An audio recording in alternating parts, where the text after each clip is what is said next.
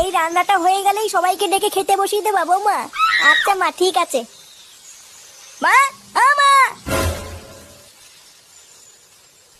এই বাঞ্চতটা এখানে কেন এসছে? তুই কার কথা বলছিস? এই যে মাসিমা, আমার কথা বলছি গো। আপনার ছেলেটা না খুব দুষ্টু, একটু ইয়ার কিউ বোঝে না বাবা গো বাবা। হ্যাঁ গো, তুমি আমার ভাইকে গালাগালি দিলে। বাড়াটা গালাগালি দেবো না তো কি দেবো? ও বলছো তার বাল, বাড়া আমাকে ঘরে একা পেয়ে আমার প্যান্টের ভিতরে হাত ঢুকে দিয়েছে। মা গো মা, জামাই বাবু তুমি অত রেগে যাচ্ছ কেন? আমি তো তোমার শুধু একটু সাইজটা দেখছিলাম গো।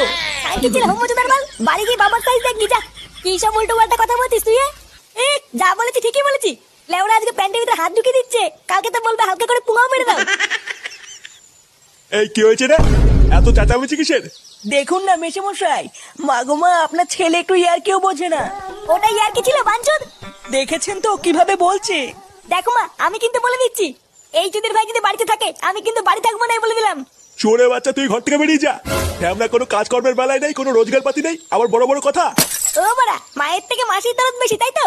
বাড়া এখন তো দেখছি আমার থেকে এই বাড়িতে এই হোমোচোদার দাম বেশি। লেওলা যেদিন এই হোমোচোদাটা তোমার ধুতির ভিতরে হাত ঢুকিয়ে নেয়ানারি করবে সেদিন বুঝবা বালের এই বাড়িতে আমার কোনো দামই নেই।